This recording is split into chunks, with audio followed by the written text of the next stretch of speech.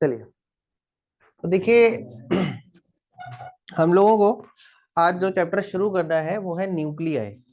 अब न्यूक्लियाई में क्या है, आपने एटॉमिक स्ट्रक्चर में आपने एटम्स के बारे में पढ़ा कि एटॉमिक स्ट्रक्चर होता का क्या है, मतलब उसमें प्रोटॉन कहाँ है, न्यूट्रॉन्स कहाँ है, ये सब आपने जानकारी जो है वहां पर देखी। और इसके बाद जो है इस चैप्टर में मतलब आपने एटम्स में क्या पढ़ा, आपने एटम्स में पढ़ा कि भाई हमारा प्रोटॉन कहाँ होता है, न्यूट्रॉन कहाँ होता है और इलेक्ट्रॉन कहाँ होता है। ठीक। और उसके बाद आपने जो भी कुछ पढ़ा सब इलेक्ट्रॉन के बारे में सुना।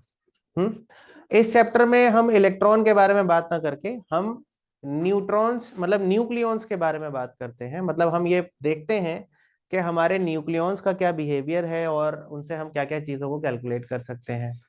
अब न्यूक्लियॉन्स होते क्या है, न्यूक्लियॉन्स मतलब जो न्यूक्लियस में रहे वो न्यूक्लियॉन है, जो इंडिया में रहता है वो इंडियंस है। तो जो न्यूक्लियस में रहता है वो क्या है, न्यूक्लियॉन। और न्यूक्लियस में कौन कौन रहता है, प्रोटॉन और न्यूट्रॉन। तो प्रोटॉन और न्यूट्रॉन्स को ही हम न्यूक्लियॉन्स बोलते हैं। क्या बोलते हैं, न्यूक्लियॉन्स।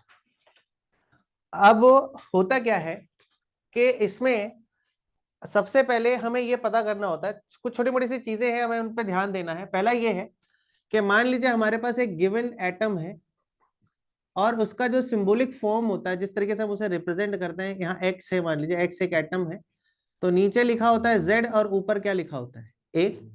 तो जेड इसका क्या होता है बताइए जरा, जेड इसका एटॉमिक नंबर कहलाता है।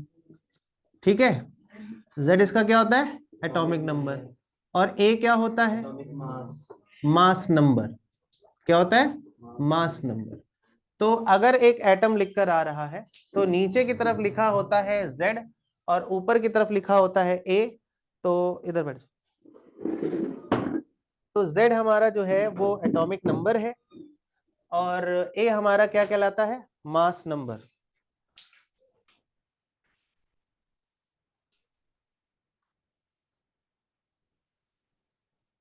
ए थोड़ा आगे आओ, बस। अच्छा, अब ए हमारा एटॉमिक नंबर है और आपका ए जो है वो मास नंबर कहलाता है। आगे आपको पता है कि फॉर एन एटम जो नंबर ऑफ, चूंकि हमारा एटम इलेक्ट्रिकली न्यूट्रल होता है तो नंबर ऑफ प्रोटॉन हमेशा किसके इक्वल होते हैं, नंबर ऑफ इलेक्ट्रॉन के, फॉर एन एटम ओनली। किसी भी एटम में जो नंबर ऑफ प्रोटॉन होते हैं वो किसके इक्वल होते हैं, नंबर ऑफ इलेक्ट्रॉन के इक्वल होते हैं। और किसी भी एटम में एक और खास बात होती है, वो ये होती है कि किसी भी एटम का जो एटॉमिक नंबर होता है Z, वो इज इक्वल टू होता है नंबर ऑफ प्रोटॉन, किसके इक्वल होता है।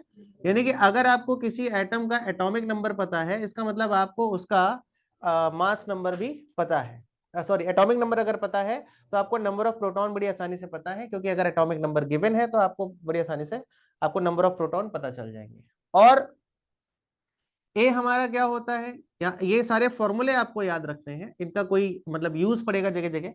अच्छा, इसके अलावा एक चीज और ध्यान देने वाली है, वो क्या है कि हमारा ए क्या होता है, मास नंबर हमारा ए है। और मास नंबर की डेफिनेशन क्या है, तो मास नंबर के लिए कहा जाता है कि the sum of number of proton and number of neutron. Proton और न्यूट्रॉन के, प्रोटॉन और न्यूट्रॉन के नंबर, नंबर ऑफ प्रोटॉन और नंबर ऑफ न्यूट्रॉन का जो सम होता है उसी को मास नंबर कहा जाता है। यानी ए इज इक्वल टू होता है एनपी, यानी number of proton plus number of neutron. तो इसका मतलब ये है। अच्छा, साथ ही साथ आप यहाँ पे देखिए कि हमने अभी पढ़ा कि हमारा Z जो है वो NP के इक्वल है, यानी A is equal to Z plus number of neutron लिखा जा सकता है। तो यहां से अगर आप नंबर ऑफ न्यूट्रॉन निकालें तो वो कितना आएगा, A माइनस जेड। क्या आएगा, A माइनस जेड। यानी कि अगर आप मास नंबर में एटॉमिक नंबर को माइनस कर दें तो आपको नंबर ऑफ न्यूट्रॉन भी पता चल जाते हैं। ठीक, जैसे कि मान लीजिए आपको मैं एक एग्जांपल देता हूं कि 19 पोटेशियम कितना होता है, 39। 19 पोटेशियम 39। तब आप बताइए इसमें पोटेशियम के अंदर कितने नंबर ऑफ प्रोटॉन है, कोई बता सकता है, इसका एटॉमिक नंबर कितना है, 19। इसका मास नंबर कितना है, 39। तो अगर मैं पूछूं नंबर ऑफ प्रोटॉन कितने हैं, और नंबर ऑफ न्यूट्रॉन कितना हो जाएगा, तो 39 माइनस 19 यानी कि 20, 39 माइनस 19 यानी कि क्या हो जाएगा 20। यहां तक मेरी बात समझ आ गई। अच्छा, इसके बाद एक चीज और होती है कि उसको भी आपको याद रखना है, वो होता है कि हमारे जो एलिमेंट्स हैं वो 3 प्रकार के होते हैं। तो सबसे पहले आपने जो है इसके बेसिस पे हमने जो एलिमेंट्स हैं उनको 3 कैटेगरी में डिवाइड करा है। इनको बोलते हैं आइसोटोप्स, आइसोबार्स एंड आइसोटोन्स। तो आपकी थ्योरी में देखिए लिखा हुआ है, आप वहां से पढ़ सकते हैं।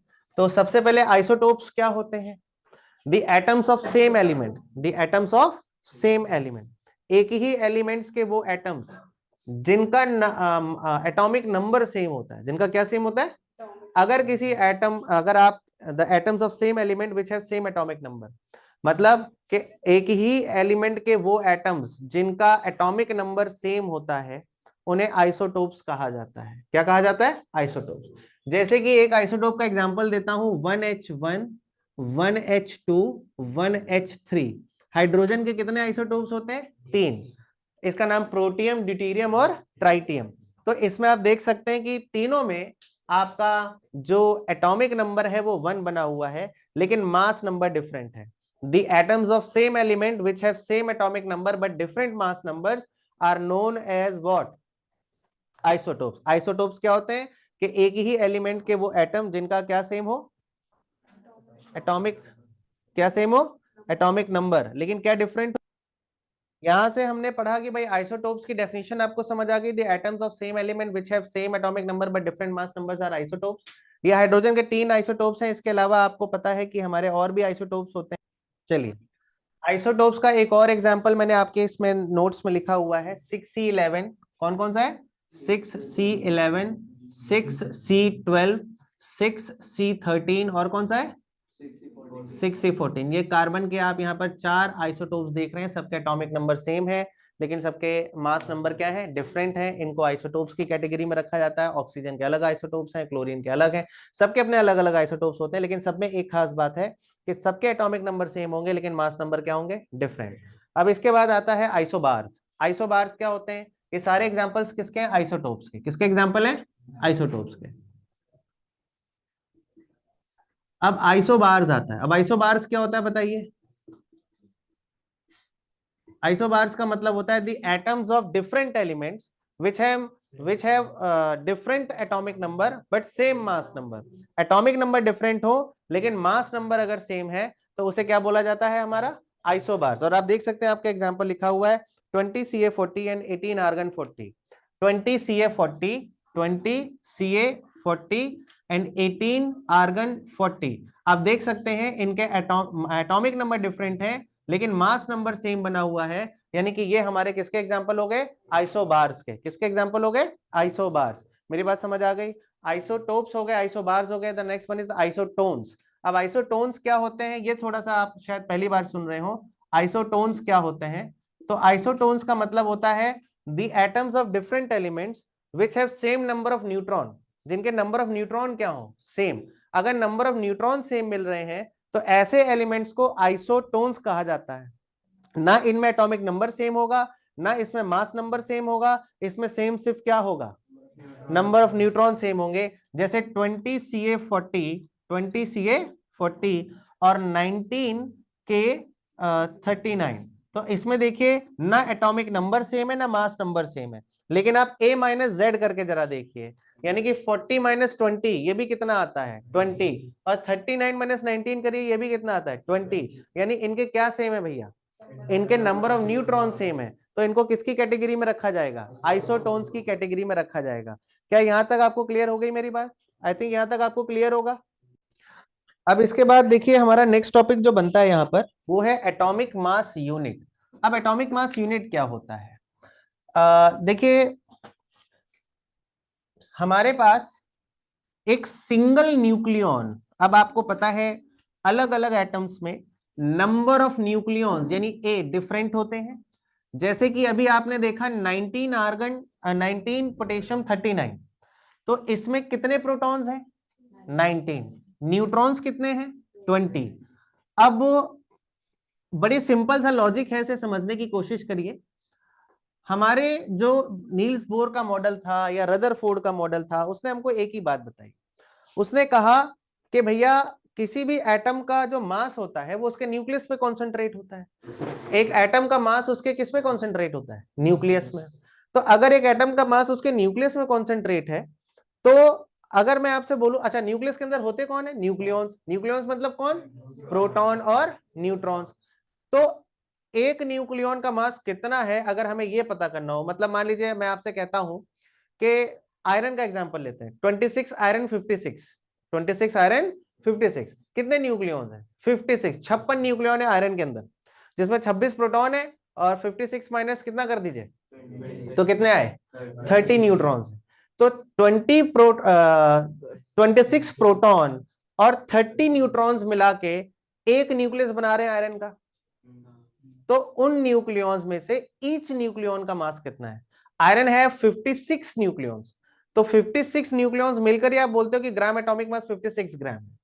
लेकिन एक न्यूक्लियॉन का मास कितना है, मतलब एक न्यूक्लियॉन का कितना कंट्रीब्यूशन है उस मास को बनाने में, ये हम जिस यूनिट में निकालते हैं उसे बोला जाता है एटॉमिक मास यूनिट। क्या बोला जाता है? एक सिंगल न्यूक्लियॉन, चाहे आयरन हो, चाहे ऑक्सीजन हो, चाहे सल्फर हो, चाहे यूरेनियम हो, चाहे पोलोनियम हो, चाहे स्ट्रांशियम, कुछ भी ले लीजिए, उसके अंदर प्रेजेंट एक सिंगल न्यूक्लियॉन का मास कितना है, ये जिस यूनिट में हम कैलकुलेट करते हैं उसे बोला जाता है एएमयू या एटॉमिक मास यूनिट। क्या बोला जाता है? Atomic mass unit. अब एटॉमिक मास यूनिट का कैसे कैलकुलेट किया गया? भाई सिंगल न्यूक्लियॉन का मास कैसे निकाला जाए? तो बड़ा आसान था। हमने हमने इसके लिए जो बलि दी वो कार्बन की दी। किसकी दी? कार्बन की। और कार्बन का कौन सा isotope? 6C12। 6C12 well known है, सभी लोग यही यूज करते हैं। केमिस्ट्री में भी आप ज्यादातर इसी को देखते हैं, 6C12। तो हमने इसमें जो बलिदान दिया वो किसका दिया? 6C12 का। अब बताइए 6C12 में कितने प्रोटॉन? अच्छा 6C12 को ही हमने क्यों चुना? उसका कारण ये था, मतलब एक सिंपल सा लॉजिक है। 6C12 मतलब 6 प्रोटॉन और 6 न्यूट्रॉन। तो मतलब जो कार्बन का जो मास होगा 12 ग्राम, उसमें कॉन्ट्रीब्यूशन दोनों का आधा आधा होगा, 6 प्रोटॉन का और 6 क्या होगा? न्यूट्रॉन का। तो यानी कि इससे हम ये पता कर सकते थे कि ईच न्यूक्लियॉन का मास निकालना थोड़ा आसान था। तो हमने बलिदान जो दिया वो सिर्फ किसका दिया? कार्बन का। तो हमने इसके लिए लॉजिक क्या लगाया? देखो हमें एक न्यूक्लियॉन का मास निकालना है, तो कार्बन के एक एटम में कितने नंबर ऑफ न्यूक्लियॉन है? 12। अगर मुझे कार्बन के एक एटम का मास पता हो और उसको डिवाइडेड बाय 12 कर दूं, तो ईच न्यूक्लियॉन का मास आएगा कि नहीं आएगा? समझे मेरी बात को? इसीलिए हमने बोला कि 1 AMU एटॉमिक मास यूनिट को बोला जाता है AMU, और बोला गया कि 1 AMU यानी 1 atomic mass unit is 1/12 of mass of 1 6C12 atom. Atom मतलब 6C12 के एक एटम का जो मास था उसका कितना हिस्सा कर दीजिए? 12वां हिस्सा कर दीजिए, तो आपको एक न्यूक्लियॉन का मास पता चल जाएगा। अच्छा बताइए कार्बन का ग्राम एटॉमिक मास कितना होता है? 12 ग्राम। 12 ग्राम एक एटम का मास होता है क्या? कितने? एक ही का होता है, ठीक है। जो 12 ग्राम आता है वो 12 ग्राम जो होता है वो, अच्छा एक कार्बन के एक एटम का मास 12 ग्राम। आपने एक दिन में 10 एटम, 1000 एटम ले लिया, मतलब 1.5 किलो आप कार्बन ले गए, जम गया आपके अंदर, ऐसा होता है क्या? वो 1 मोल का मास होता है। क्या होता है? 1 मोल का, जो 12 ग्राम आप लोग पढ़ते हो, एटॉमिक एटॉमिक मास हो केमिस्ट्री में, लेकिन एक्चुअल में उसका पूरा नाम होता है gram atomic mass. Gram atomic mass मतलब क्या हुआ कि उस ग्राम एटॉमिक मास होता है कि किसी भी एटम के, किसी भी सब्सटेंस के 1 मोल का जो मास होता है, और उसे जब हम ग्राम में कैलकुलेट करते हैं तो वो ग्राम एटॉमिक मास होता है। तो आप कार्बन का जो पढ़ते हो 12 ग्राम, वो एक एटम नहीं, वो उसके कितने मोल का होता है? 1 मोल का होता है। उसमें कितने एटम होते हैं? 6.022 इंटू 10⁻23। मेरी बात समझ गए? ऑक्सीजन का कितना पढ़ते हो? 18 ग्राम। अब दिन भर में तुमने समझ लो कि 1000 किलो तो ऑक्सीजन ही ले ली, पेट भारी हो जाना चाहिए, तुम्हारा वजन आना चाहिए, तुम्हें अपना वेट बढ़ाना है, आर्मी में गए, एक लंबी सी सांस ली, बोला अभी 1 आध किलो तो बढ़ ही जाएगा। ऐसा नहीं होता है, क्योंकि वो जो आप वेट सुनते हैं वो किसका है? वो 1 मोल का है, जिसके अंदर 6.022 इंटू 10⁻23 एटम्स आते हैं, यानी कि 6.022 into 10⁻23 atoms of 6C12 atoms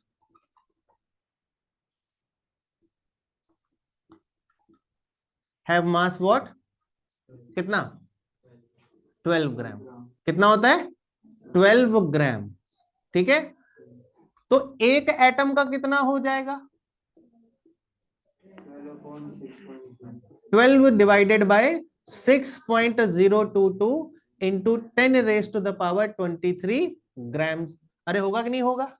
अब एक एटम का मास आ गया। Now 1 AMU, 1 AMU is equal to 1/12 of mass of 16012 atom.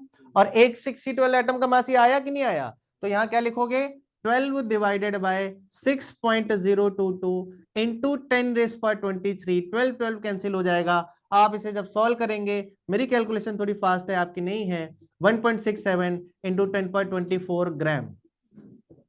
1.67 into 10/24 ग्राम। या फिर अगर आप इसे केजी में लाएं, मतलब AMU, 1 AMU in gram is 1.67 into 10⁻⁻27 gram. या फिर 1 AMU इज इक्वल टू 1.67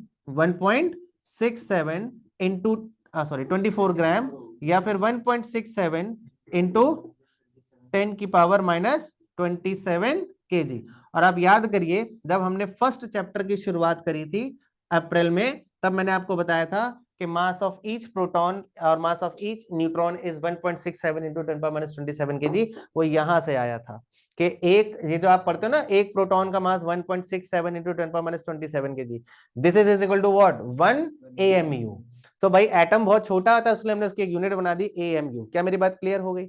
अब यहां पर एक छोटी सी चीज आती है, ये सब आपको बस ये याद रखना है, आपसे ये सब कुछ प्रूफ करने के लिए नहीं आ रहा है, आप इससे में बिल्कुल परेशान मत होइएगा, न्यूमेरिकल्स में इसका यूज है।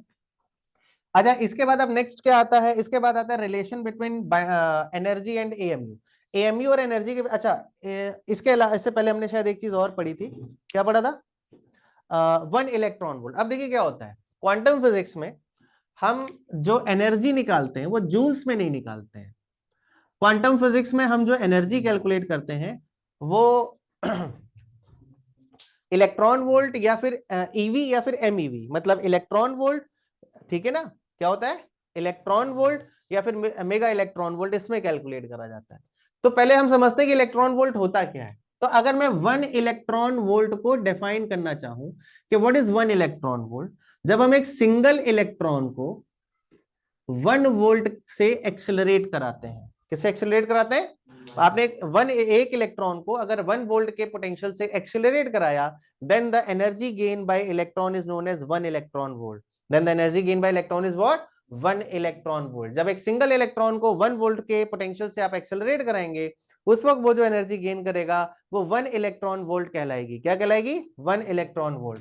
यानी कि 1 इलेक्ट्रॉन वोल्ट को अगर मैं सिंप्लीफाई करूं, तो एक इलेक्ट्रॉन पे चार्ज कितना होता है 1.6 इंटू 10⁻⁻19, ठीक है। और वोल्ट मतलब 1 वोल्ट से अगर मल्टीप्लाई कर दूं, तो ओवरऑल आपका कितना आंसर आया 1 electron volt is equal to 1 into 10⁻⁻19 joules. ठीक है ना। 1 इलेक्ट्रॉन वोल्ट कितना होता है 1.6 इंटू 10⁻⁻19 जूल्स। ये कन्वर्जन है, थोड़ा इंपॉर्टेंट है, ध्यान रखिएगा। अच्छा, इसके बाद आता है 1 MEV, जिसे बोलते हैं 1 मेगा इलेक्ट्रॉन वोल्ट। तो 1 MEV is 10⁻6 electron volt. 1 MEV कितना होता है 1.6 sorry 1 MEV is equal to 10⁻6 electron volt. ठीक है, तो यानी कि 1 MEV को अगर मैं जूल्स में लाऊं, तो 1 MEV is 1.6 into 10⁻⁻19 into 10⁻6 joules हो जाएगा कि नहीं हो जाएगा। यानी कि 1 MEV कितना आ गया बताइए जरा 1.6 इंटू 10⁻⁻13 जूल्स। तो ये MEV और जूल्स में रिलेशन है, ये इलेक्ट्रॉन वोल्ट और जूल्स में रिलेशन है। आपको सिर्फ ये रिलेशन याद रखना है और किसी चीज से कोई लेना देना नहीं है। मेरी बात समझ गए ना। अच्छा, नेक्स्ट हमारा क्या आता है, अब इसके बाद MEV के बाद हमारा नेक्स्ट यहां पर था relation between AMU and MEV। Relation between AMU and MEV, आइए जरा देखते हैं क्या है relation between AMU and MEV और इसकी जरूरत क्यों पड़ी हमें। तो रिलेशन बिटवीन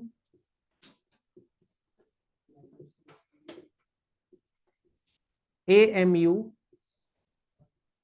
एंड MEV, इसका क्या यूज है, ये कोई डेरिवेशन आपके काम की नहीं है, आपको बस इसे याद रखना है क्योंकि न्यूमेरिकल्स में इसका यूज है। क्या है relation between AMU and MEB? देखिए इस चैप्टर में आपको मास दिया जाएगा विच इज इन एएमयू, और आपको उसकी एनर्जी निकालनी होगी जो कि होनी चाहिए एमईबी में। किसमें होनी चाहिए? आपको मास दिया जाएगा एएमयू में और आपको एनर्जी निकालनी होगी एमईबी में। बाइंडिंग एनर्जी में इसका यूज होता है। अब प्रॉब्लम क्या आती है, मान लीजिए कहीं पर आपको मैंने मास दिया विच इज मास डिफेक्ट, अभी बाद में अभी आप समझेंगे आज ही की मास डिफेक्ट क्या है। मैंने कहा कि भाई ऐसा है 17.005731 एएमयू कितनी एनर्जी जनरेट करेगा। तो अब एनर्जी का फॉर्मूला क्वांटम फिजिक्स में एक ही लगता है, E equal to MC square. E equal to क्या लगता है? MC square. अब मास एएमयू में है 17.3457 ऐसे समथिंग करके, तो पहले एएमयू को किस में लाओ? केजी में, बाय दिस रिलेशन। फिर स्पीड ऑफ लाइट कितनी है? 3 × 10⁸, उसका स्क्वायर करके एनर्जी आएगी जूल्स में, और जूल्स में लाने के बाद एमईबी में बदलने के लिए इससे क्या करना पड़ेगा? डिवाइड। तो एक अच्छी खासी कैलकुलेशन होगी। तो इससे बचने के लिए हम शुरू में ही ये पता करते हैं कि 1 AMU, भाई देखो 1 AMU से छोटा तो कुछ नहीं हो सकता भाई, एक न्यूक्लियन का मास ही तो 1 AMU से डिफाइंड हुआ है, तो एक न्यूक्लियन से कम तो आपको मिलेगा नहीं कि आधा न्यूक्लियन मिल गया, पौना न्यूक्लियन, ऐसा तो नहीं होगा। तो हमने कहा कि हम एक काम करते हैं, हम 1 AMU कितनी एनर्जी डेवलप कर सकता है पता कर लेते हैं, और एक हमें कन्वर्जन मिल जाएगा, डायरेक्ट हम इसे यूज कर पाएंगे। तो इसके लिए हमने क्या करा कि 1 AMU होता कितना है जरा बताइए?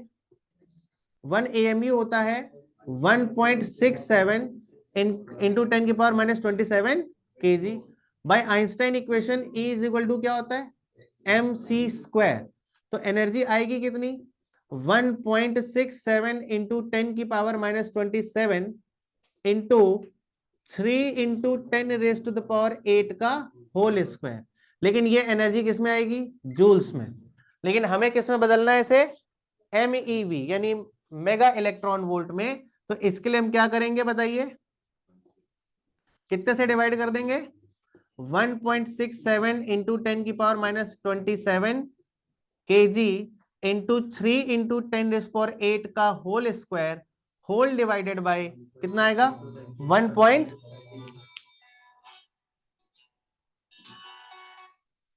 कितना आएगा? 1.6 इंटू 10⁻⁻13।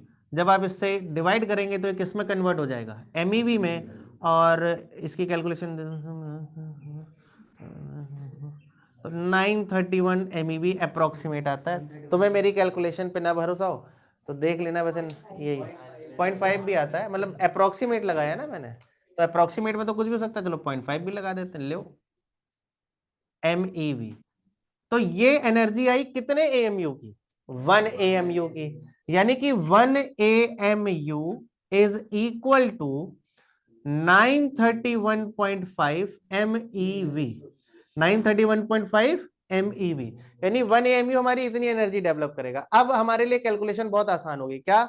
अगर किसी न्यूमेरिकल में आप कैलकुलेट करते करते किसी एक मास पे पहुंचते हैं और वो मास 13.456 जूल होता है, और आपको पता करना है कितने MEV एनर्जी आई, तो आपको पता है 1 AMU इतना एनर्जी है, तो वो इंटू 931.5। तो ऑब्वियसली मतलब ये कैलकुलेशन टफ है, कैलकुलेशन टफ है, लेकिन उसके कंपैरिजन में इजी है जो प्रॉपर प्रोसेस से सॉल्व होने वाला है। तो आपको ये भी बस फॉर्मूला याद रखना है, इसको सॉल्व करने की कोई जरूरत नहीं है, इसकी डेरिवेशन याद रखने की आपको कोई जरूरत नहीं है। मेरी बात समझ आई कि नहीं आई? तो ये जितना स्क्रीन में लिखा है इसमें जो जो डब्बा में बंद है बस आपको वही याद रखना है और कुछ याद रखने की जरूरत नहीं है। तो स्क्रीनशॉट ले लीजिए, आपके पास 1 मिनट का समय है। उम्मीद है आप सबने स्क्रीनशॉट ले लिया होगा। अब आगे बढ़ते हैं। देखिए अब इसके बाद अगला टॉपिक हमारा जो आता है वो है nuclear radius and nuclear density. इन पर आपका 1 नंबर या 2 नंबर का न्यूमेरिकल जरूर आएगा, थ्योरी नहीं आएगी, इतनी इंपॉर्टेंट नहीं है, लेकिन न्यूमेरिकल जरूर आएगा। तो आइए जरा हम सबसे पहले न्यूक्लियर रेडियस के बारे में बात करते हैं। हो रही है तो 3-4 नंबर।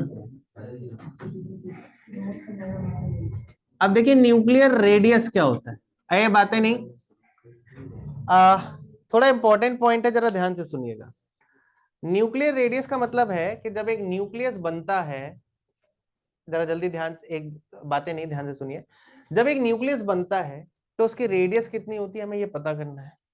अच्छा, हमारे दिमाग में एक कॉन्सेप्ट चलता है, हम ये सोचते हैं कि पहले न्यूक्लियस बनता है और फिर उसके अंदर कौन आते हैं, न्यूक्लियॉन्स। ठीक, यानी कि एक दरवाजा होता है, उसको खोला जाता है, उसमें न्यूक्लियॉन्स जाके बैठ जाते हैं, फिर बाहर ताला लगा देते हैं, वेल्डिंग कर देते हैं, अब तुम इससे बाहर नहीं निकलना।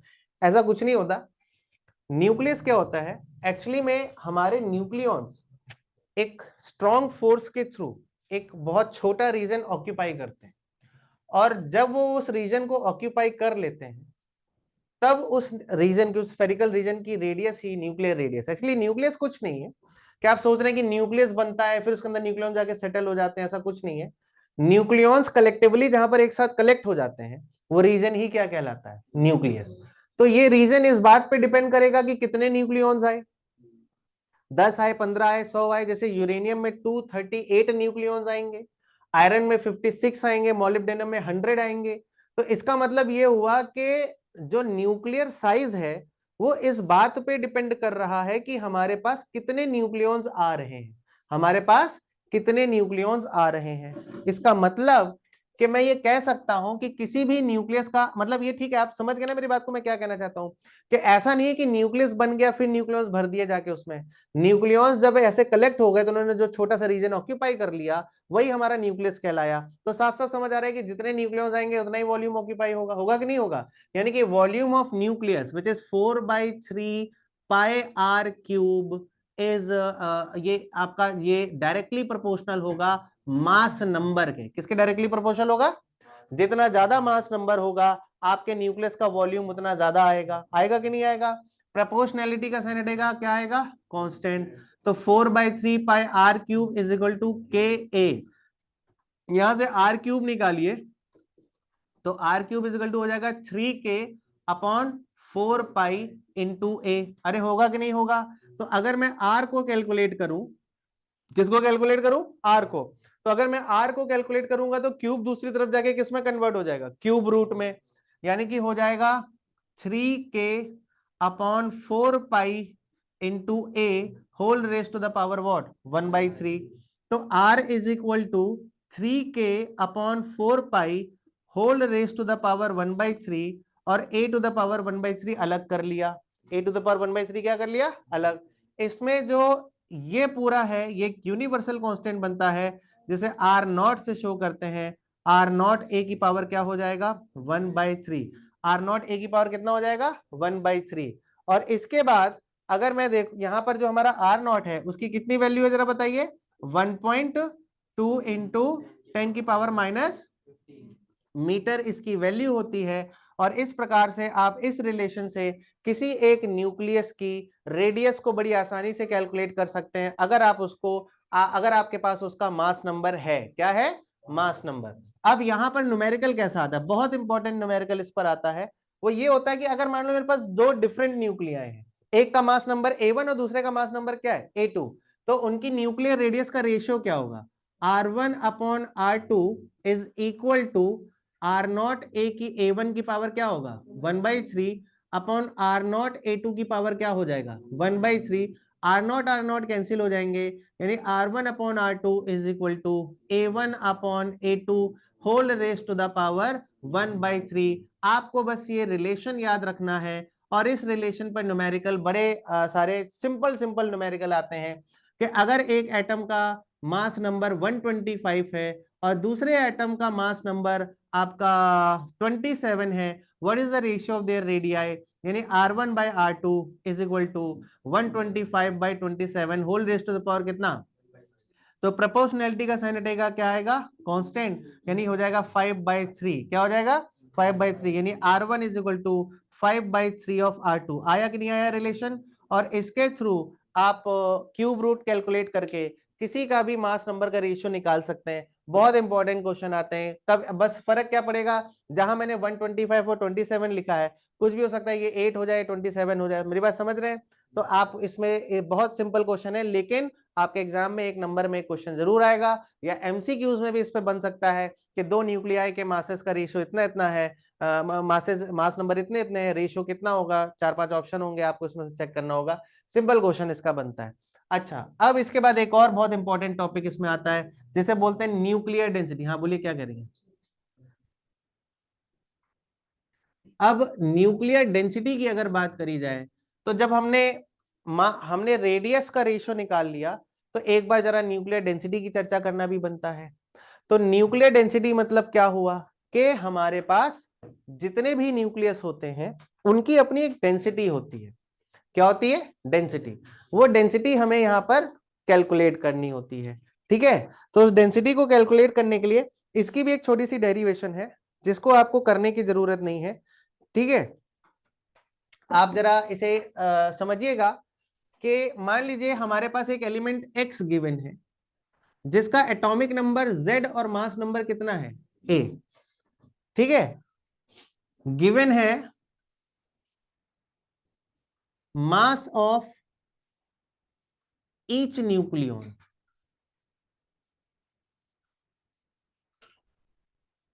Is equal to m। क्या है? हर एक न्यूक्लियन का मास m था, विच इज 1.67 इंटू 10⁻27। तो मास ऑफ ऑल न्यूक्लियंस कितना हो जाएगा जरा बताइए? m इंटू ए होगा कि नहीं होगा? मेरी बात क्लियर हुई? क्या हो जाएगा? m इंटू ए। क्लियर हुई मेरी बात? मास ऑफ ऑल न्यूक्लियन क्या हो जाएगा? m इंटू ए। अब हमें निकालनी है डेंसिटी। डेंसिटी का एक ही फॉर्मूला हम लोगों ने पढ़ा है, मास अपॉन वॉल्यूम। होता है कि नहीं होता है? डेंसिटी का फॉर्मूला क्या होता है? Mass upon volume. क्लियर है मेरी बात? अगर डेंसिटी का फॉर्मूला मास अपॉन वॉल्यूम होता है तो अब हमें यहां पर सबसे पहले हम पता करते हैं कि वॉल्यूम कितना होगा। वॉल्यूम ऑफ न्यूक्लियस हमारा V is equal to 4/3πr³ होगा कि नहीं होगा? भाई वॉल्यूम तो न्यूक्लियस का 4/3πr³ से आता है कि नहीं आता है? तो अगर वॉल्यूम 4/3πr³ है तो V इज इक्वल टू हो जाएगा 4/3। अच्छा, एज अभी अभी हम लोगों ने पढ़ा कि R इज इक्वल टू क्या होता है? R0 A की पावर कितना होता है? 1/3। तो R की वैल्यू मैं यहां पर रख दूं तो वॉल्यूम इज इक्वल टू आ जाएगा 4/3 R0 A की पावर 1/3 का होल क्यूब, यानी कि V इज इक्वल टू कितना हो जाएगा? 4/3πr0³ A। V is equal to 4/3πr0³ A। मेरी बात क्लियर हुई कि नहीं हुई? यहां तक क्लियर हुआ आप सबको? अच्छा, वॉल्यूम पता चल गया, मास पता चल गया, तो क्या आप डेंसिटी निकालना आसान है कि नहीं है? डेंसिटी इज इक्वल टू क्या होता है?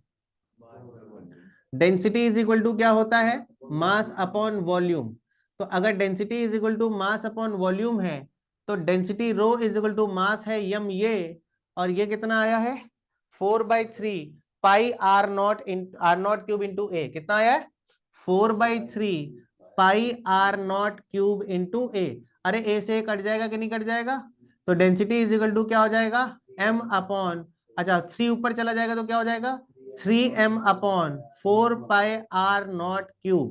अरे क्लियर हुआ कि नहीं हुआ? अच्छा, 3 की वैल्यू कितनी होती है? 3। और 4 काफी समय से 4 से आगे नहीं जा रहा है। और m कितना होता है? 1.67 इंटू 10⁻27 kg। पाई की वैल्यू 3.14 पे अटकी हुई है, 3.14। और R0 अभी अभी कितना पड़ा है? कितना होता है R0? 1.2 इंटू 10⁻15। तो क्या इस फॉर्मूले में, डेंसिटी के फॉर्मूले में, हर एक टर्म कांस्टेंट है कि नहीं है? तो अगर इन सारे कांस्टेंट की वैल्यू रखी जाए और कैलकुलेशन करी जाए तो डेंसिटी कितनी लिखी हुई है जरा बताइए? डेंसिटी कितनी है? 2.1 इंटू 10⁻17 kg/m³। यानी कि एक बड़ी ही अच्छी चीज यहां पर पता चली। क्या? हा? यहां पर क्या पता चला? तो यहां पर हमें यह पता चला कि मैंने एक जनरल एटम लिया और उसकी डेंसिटी निकाली, कितनी आई? 2.1 इंटू 10⁻17 आई कि नहीं आई? यानी कि हर एक न्यूक्लियस की डेंसिटी सेम रहती है। क्या सेम रहती है? वो कभी चेंज नहीं होती है। यानी इसी क्वेश्चन में आओ, आपसे कह रहा था कि A1 और A2 दोनों पता है। A1 था 125, A2 था 27। पहला पार्ट आता है कि रेडियस का रेशियो बताइए। आप बताइए, आप बोलेगा किसकी रेडियस ज्यादा है? तो R1 इज ग्रेटर देन क्या आ गया? नहीं, R1 इज लेस देन क्या आ गया? R2। ठीक, यानी कि R1 is less than R2 आया? नहीं, R1 is greater than R2 आया। यानी कि जिसका मास नंबर ज्यादा उसकी रेडियस क्या होगी? ज्यादा। ठीक, या फिर आपसे रेशियो पूछेगा, आपने निकाल लिया। उसके बाद बोलेगा कि what is the ratio of density, क्या what is the ratio of mass number on the density? तो आप इस फॉर्मूले में देखिए, क्या कहीं मास नंबर आ रहा है, क्या कहीं चार्ज ऑफ न्यूक्लियन आ रहा है? नहीं। इसमें रखी हुई हर एक चीज यूनिवर्सल कांस्टेंट है, तो डेंसिटी भी कितनी आई? 2.1 इंटू 10^17। यानी कि चाहे हाइड्रोजन हो और चाहे हीलियम हो और चाहे यूरेनियम हो, यूरेनियम होता है 92, यूरेनियम 236 और हाइड्रोजन मात्र 1H1। तो चाहे एक न्यूक्लियन हो चाहे 238 न्यूक्लियन हो, रेडियस अलग अलग हो सकती है depending upon their mass number, लेकिन डेंसिटी कभी चेंज नहीं होती है। Density is independent of mass number. Important point इसे लिख लीजिएगा, वैसे तो लिखा हुआ है आपके पास कि density is independent of mass number, यानी कि अलग अलग न्यूक्लियॉन्स की डेंसिटी चाहे उनके मास नंबर कितने भी हो कभी चेंज नहीं होती है। तो ये हमारा न्यूक्लियर रेडियस और न्यूक्लियर डेंसिटी था, इसका भी स्क्रीनशॉट ले लीजिए और इसके बाद फिर आगे बढ़ा जाए। तो अब इसके बाद हमारा अगला टॉपिक है nuclear force, binding energy, mass defect. ये सब लास्ट टॉपिक है ये आपका, इससे बाकी का सिलेबस सारा कट चुका है, लेकिन ये भी काफी समय लेगा, लगभग 1 घंटा। तो आइए जरा हम पहले समझते हैं क्या होता है nuclear force, mass defect and binding energy. जरा जल्दी जल्दी सुनिएगा ताकि आपको सारी चीजें समझ आ जाए एक ही बार में, लिखा सारा हुआ ही है। तो देखिए, सबसे पहले अगर हम न्यूक्लियस की बात करें, अच्छा एक बहुत इंपॉर्टेंट चीज आपने अगर देखी हो कि न्यूक्लियस की जो डेंसिटी आई वो आई 2.1 इंटू 10^17। आप कल्पना कर सकते हैं कितनी ज्यादा है। इस इतनी डेंसिटी मतलब आप इमेजिन नहीं कर सकते। आप अर्थ में कोई भी चीज ढूंढ लीजिए, कोई एलिमेंट, आपको उसकी ओवरऑल डेंसिटी इतनी नहीं मिलेगी जितनी उसके अंदर एक प्रेजेंट न्यूक्लियस की है। That is why nucleus is very stable.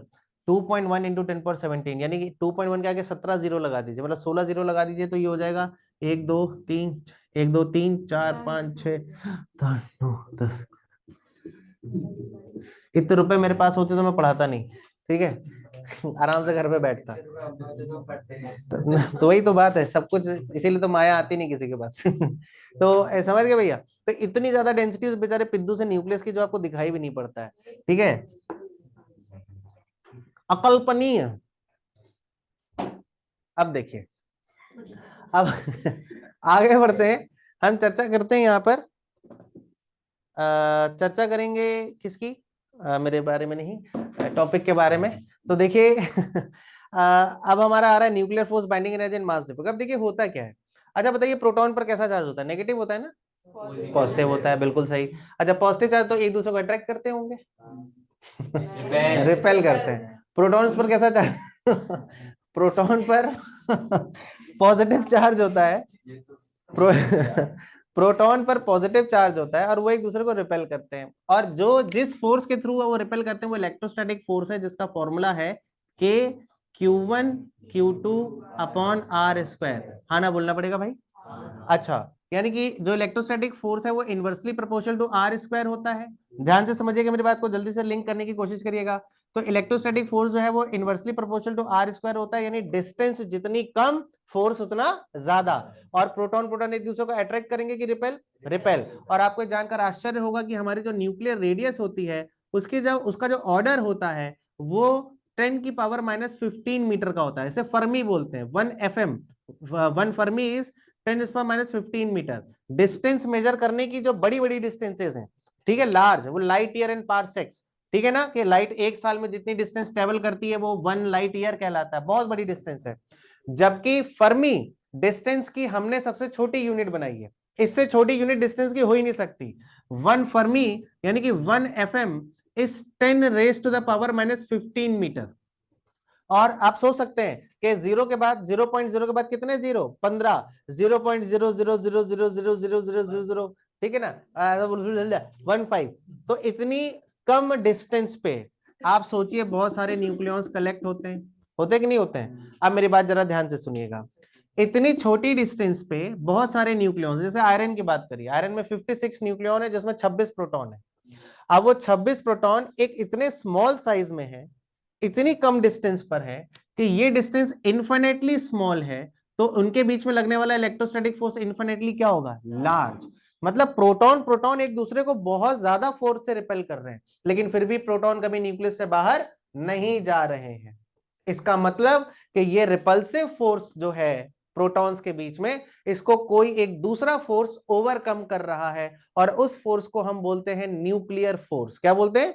It is the strongest force in nature. Nuclear force से छोटा कोई स्ट्रॉन्गेस्ट फोर्स नहीं होता। Gravitational force the weakest force, उसके बाद आता है आपका कौन सा? इलेक्ट्रोस्टैटिक फोर्स, और सबसे स्ट्रॉन्गेस्ट फोर्स अगर आपसे पूछा जाए एग्जाम में which force is strongest force, आप सीधे लिखिए कौन सा फोर्स? Nuclear force. अच्छा, यानी प्रोटॉन प्रोटॉन के बीच में कितने फोर्स आते हैं? कौन से आते हैं? कितने फोर्स? दो। कौन कौन से? इलेक्ट्रोस्टैटिक फोर्स और न्यूक्लियर फोर्स। गलत, तीन फोर्स आते हैं। प्रोटॉन प्रोटॉन के बीच में ग्रेविटेशनल फोर्स भी होता है क्योंकि उनके पास अपना मास भी होता है। प्रोटॉन का मास होता है कि नहीं होता है? 1.67 इंटू 10⁻27 kg। यानी प्रोटॉन प्रोटॉन न्यूक्लियस के अंदर कितने फोर्स होते हैं एक साथ? तीन। कौन कौन से? ग्रेविटेशनल, इलेक्ट्रोस्टैटिक और nuclear. Gravitational force is weakest force, हटा देते हैं, जो कमजोर है उसे हम हटा देते हैं ना, हटाओ इसके बारे में नहीं बात करेंगे, तो हमने उसके बारे में हटा दिया। ग्रेविटेशन फोर्स से कोई लेना देना नहीं है। तो बचता कौन? इलेक्ट्रोस्टैटिक फोर्स, बहुत ज्यादा स्ट्रॉन्ग रिपल्सिव, क्योंकि डिस्टेंस इन्फिनेटली स्मॉल है तो रिपल्सिव फोर्स इन्फिनेटली लार्ज है। यानी हमारे न्यूक्लियस के अंदर प्रेजेंट जो कौन है, प्रोटॉन्स, उनको एक दूसरे से दूर चले जाना चाहिए इतने स्ट्रॉन्ग रिपल्सिव फोर्स के बाद भी, लेकिन फिर भी नहीं जा पाते हैं। क्यों? क्योंकि उनको कोई ना कोई फोर्स रोक रहा है, और उस फोर्स को बोला जाता है न्यूक्लियर फोर्स। क्या बोला जाता है? It is a short range force, एक शॉर्ट रेंज फोर्स है। दूसरा, it is the strongest force, ये स्ट्रॉन्गेस्ट फोर्स इन नेचर है। तीसरा, कि ये अट्रैक्टिव और रिपल्सिव दोनों हो सकता है। चौथा, कि ये चार्ज के नेचर ऑफ चार्ज पर डिपेंड नहीं करता है। मतलब क्या हुआ कि जैसे आपको पता है, ये डेफिनेट है कि अगर प्रोटॉन प्रोटॉन है दो, तो ग्रेविटेशनल फोर्स उनके बीच में अट्रैक्टिव होगा। कैसा होगा? ग्रेविटेशनल फोर्स कभी रिपल्सिव हो ही नहीं सकता, ग्रेविटी हमेशा हर चीज को अट्रैक्ट करती है। यानी दो प्रोटॉन्स के बीच में ग्रेविटेशनल फोर्स डेफिनेटली अट्रैक्टिव होगा, और दो प्रोटॉन्स के बीच में इलेक्ट्रोस्टैटिक फोर्स डेफिनेटली क्या होगा? रिपल्सिव। लेकिन उन्हीं दो प्रोटॉन्स के बीच में ये जो शॉर्ट रेंज फोर्स है, फर्मीज में ये लाई करता है, ये जो शॉर्ट रेंज फोर्स है जिसे हम न्यूक्लियर फोर्स बोलते हैं, ये अट्रैक्टिव भी हो सकता है, रिपल्सिव भी हो सकता है, यानी कि ये नेचर ऑफ चार्ज पर डिपेंड नहीं करता है। तो मान लीजिए आपके एग्जाम में क्वेश्चन आता है कि which of the following forces does not depend on the nature of charge, उसमें बोलता है इलेक्ट्रोस्टैटिक फोर्स, ग्रेविटेशनल फोर्स, तो क्या बोलोगे? Nuclear force. Nuclear force nature of charge पर डिपेंड नहीं करता है। काई को? अच्छा, अब इसका मतलब क्या होता है? न्यूक्लियर फोर्स क्या करता है कि मान लीजिए इलेक्ट्रोस्टैटिक फोर्स रिपल्सिव है, और उन दो रिपल्सिव फोर्सेस की वजह से हमारे जो प्रोटॉन्स हैं, मतलब एक प्रोटॉन ये, एक प्रोटॉन ये, इनके बीच में स्ट्रॉन्ग रिपल्सिव फोर्स है, ये ऐसे जाना चाहता है तो ऐसे जाता नहीं है। जैसे ऐसे जाने की कोशिश करता है तो क्या होता है? जैसे ही प्रोटॉन एक दूसरे से दूर जाते हैं, ये न्यूक्लियर फोर्स अट्रैक्टिव हो जाता है। कैसा हो जाता है? Strong attractive. और न्यूक्लियस को कहता है नहीं, तुम न्यूक्लियस को छोड़ के नहीं जा सकते, वापस आइए। तो जैसे वो वापस आते हैं, तो जैसे ही वापस आके एक दूसरे से टकराने की कोशिश करते हैं, कहता नहीं तुम टकरा भी नहीं सकते, अगर टकरा गए तो क्या करोगे? एनर्जी का लॉस कर दोगे, एनर्जी कंजर्वेशन वायलेट हो जाएगा। तो वो क्या करता है कि तुरंत वो क्या हो जाता है, एक सर्टेन डिस्टेंस के बाद वो स्ट्रॉन्ग रिपल्सिव हो जाता है और उनको रिपेल कर देता है। तो प्रोटॉन्स रिपेल होकर फिर दूर जाते हैं, जैसे ही दूर जाते हैं तो एक सर्टेन रेंज के बाद वो फिर से कैसा हो जाता है? अट्रैक्टिव। फिर कैसा हो जाता है? रिपल्सिव। फिर अट्रैक्टिव, फिर रिपल्सिव। ठीक वैसे ही जैसे स्प्रिंग के दो एंड पे आपने दो बॉल्स लगा दी और इस पर उनको पकड़ के खींच के छोड़ दिया, तो वो रिपेल होंगी, अट्रैक्ट होंगी, रिपेल होंगी, अट्रैक्ट होंगी, लेकिन कभी आपस में टकराएंगी नहीं। तो इसका मतलब हो गया कि हमारा न्यूक्लियर फोर्स एक ऐसा फोर्स है जो किसको ओवरकम कर रहा है? वो किसको ओवरकम कर रहा है भैया? इलेक्ट्रोस्टैटिक रिपल्सिव फोर्स को भी ओवरकम कर रहा है। यानी रिपल्सिव हमारा जो कौन सा फोर्स है? Nuclear force. वो कैसा फोर्स होता है? Strong, strongest force in the nature होता है। अब प्रश्न आता है कि ये जो हमारा न्यूक्लियर फोर्स है, जब तक एटम का एग्जिस्टेंस है तब तक ये लगातार प्रोटॉन्स को ना न्यूक्लियस से दूर जाने दे रहा है, ना एक दूसरे से टकराने दे रहा है, यानी लगातार ये काम कर रहा है, वर्क कर रहा है। और अगर ये फोर्स वर्क कर रहा है तो इसको किसकी जरूरत है? ऊर्जा की। किसकी जरूरत है? ऊर्जा। उसे ऊर्जा चाहिए, उसे काम करने के लिए ऊर्जा की जरूरत है, और इस ऊर्जा को बोलते हैं बाइंडिंग एनर्जी। क्या बोला जाता है? बाइंडिंग एनर्जी वो एनर्जी है विच holds the nucleons together, which holds the nucleons together. यानी कि न्यूक्लियर फोर्स एक ऐसा फोर्स है जो न्यूक्लियॉन्स, जो न्यूक्लियस के अंदर एग्जिस्ट करता है, शॉर्ट रेंज फोर्स है। एक सर्टेन डिस्टेंस के बाद ये तुरंत जो है वो डिसअपियर हो जाता है। जबकि देखो इलेक्ट्रोस्टैटिक फोर्स की रेंज इनफाइनाइट है, ग्रेविटेशनल फोर्स की रेंज इनफाइनाइट है, लेकिन इसकी रेंज फर्मीज में ही रहती है, उसी के अंदर ही काम करता है, उसके बाहर काम नहीं करता है। तो अच्छा, तो भाई हमारा पास न्यूक्लियर फोर्स है। न्यूक्लियर फोर्स क्या होता है? एक ऐसा force, strongest force in nature है, ये न्यूक्लियॉन्स को होल्ड करके रखता है। It is the strongest force which holds the nucleons together. इसकी प्रॉपर्टीज अगर कोई पूछे तो बड़ी सिंपल सिंपल प्रॉपर्टीज है। It is the strongest force, it is attractive as well as repulsive, it does not depend on the nature of charge. ठीक है, आपको तीन चार प्रॉपर्टीज पता चल गई। अच्छा, इसके बाद क्या होता है भैया? न्यूक्लियर फोर्स को लगातार काम करना पड़ता है एटम्स को, न्यूक्लियॉन्स को न्यूक्लियस से बाहर ना जाने देने के लिए, तो इसके लिए उसे एनर्जी की जरूरत होती है, और इस एनर्जी को हमने नाम दिया binding energy, which holds the nucleon together, which hold the nucleons together. जो न्यूक्लियॉन्स को होल्ड करके रखे वही हमारी बाइंडिंग एनर्जी है। अब बात आती है कि बाइंडिंग एनर्जी कहाँ से आती है, तो इसके लिए मैं आपको एक एक्सप्रेशन बना के बताता हूँ, जरा ध्यान से सुनिए। देखिए होता क्या है, मान लीजिए कि दो बच्चे हैं, कितने बच्चे हैं, दो स्टूडेंट है, ठीक है। अब वो स्टूडेंट आते हैं वो कहते हैं मतलब दो स्टूडेंट्स थे, मैंने उनसे बोला कि भाई देखो ऐसा है, मैं तुमको एक एटम देता हूँ और इस एटम का मुझे मास कैलकुलेट करके बताओ। मान लो मैंने एक्स एटम था, एटॉमिक नंबर जेड था, मास नंबर ए था। मैंने कहा कि भाई इसका जरा मास कैलकुलेट करो। तो एक बच्चे ने क्या करा कि उसने कहा कि चलो एक काम करता हूँ कि नंबर ऑफ प्रोटॉन कितने हैं बताइए, नंबर ऑफ प्रोटॉन कितने हैं, जेड, और let mass of each proton, mass of each proton, ध्यान से समझिएगा, मास ऑफ ईच प्रोटॉन, इसको मैंने ले लिया mp, क्या ले लिया, तो मास ऑफ ऑल प्रोटॉन्स कितना हो जाएगा, मास ऑफ ऑल प्रोटॉन्स वो हो जाएगा z इंटू mp। समझे कि नहीं समझे, यहां तक क्लियर हुआ कि नहीं हुआ? चलो, आप जैसे बहुत सारे सर अपने बच्चों को लेके जाएंगे ना वहाँ 8 बजे, let mass of each neutron, each each neutron का मास मैंने ले लिया mn, क्या ले लिया, mn। तो मास ऑफ ऑल न्यूट्रॉन कितना हो जाएगा बताओ, अरे कितना हो जाएगा, a minus Z into mn। अच्छा a माइनस जेड क्यों करा, नंबर ऑफ न्यूट्रॉन कैसे आते हैं, a माइनस जेड, पहले बता दिया था। अच्छा अब एक बार बताइए, तो कैलकुलेटेड मास कितना होगा बताइए, जो मास आपने कैलकुलेट करा वो हो गया mn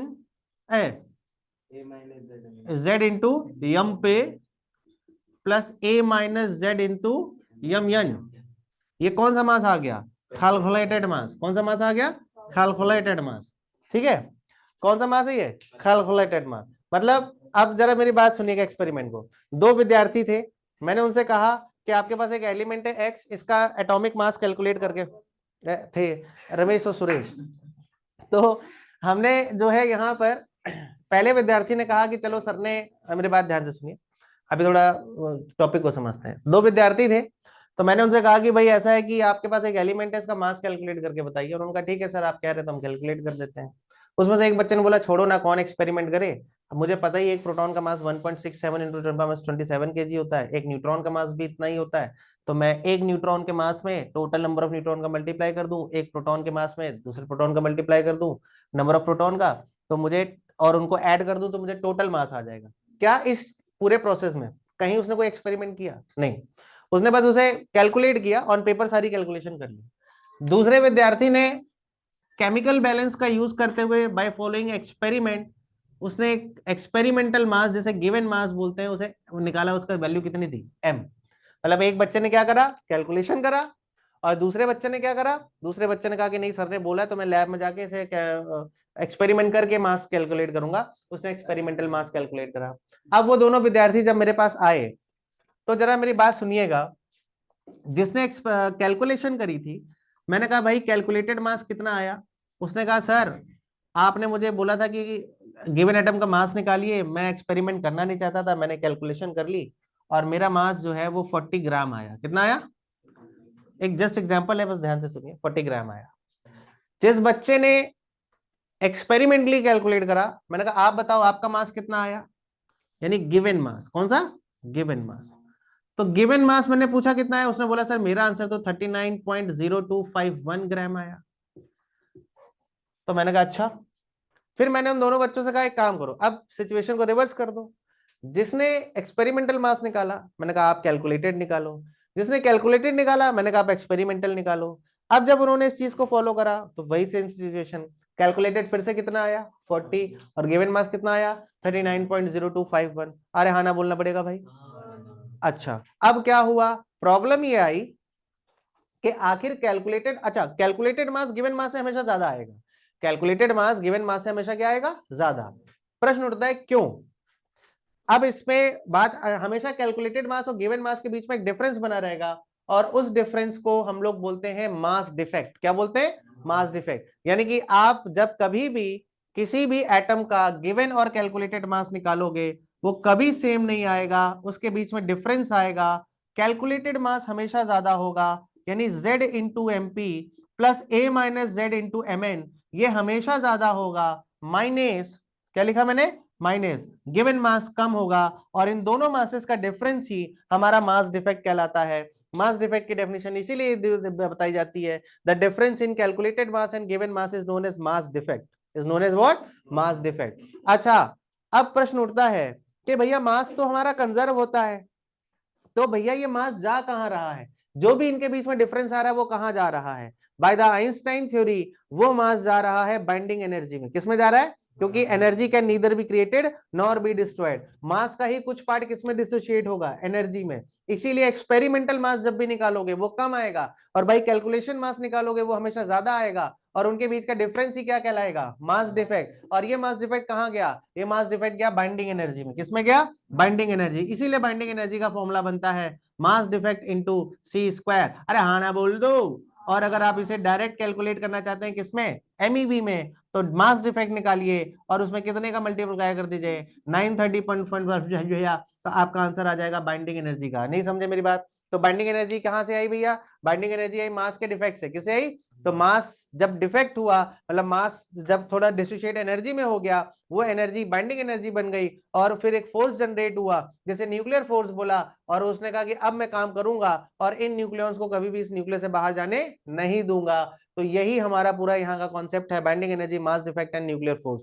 तो आप मास डिफेक्ट समझ गए क्या होता है, क्यों, कौन सा मास हमेशा ज्यादा होता है, कैलकुलेटेड मास हमेशा ज्यादा होता है, और एक्सपेरिमेंटल मास हमेशा क्या होता है, कम, और इनके बीच का डिफरेंस ही क्या कहलाता है, अबे बाइंडिंग, मास डिफेक्ट कहलाता है, मास डिफेक्ट कहलाता है। और उसके बाद मास डिफेक्ट ही किसमें कन्वर्ट होता है, बाइंडिंग एनर्जी में। तो कैसे निकाला जाता है, डेल्टा एम इंटू 931.5 करके। और हमारी बाइंडिंग एनर्जी की डेफिनेशन क्या है, it is the energy which holds the nucleons together.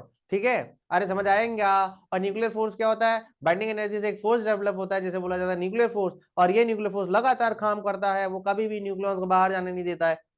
नहीं आया, सब लिखा हुआ आपको पता है, ये शायद नहीं है आपके उसमें, इसको लिख लीजिए।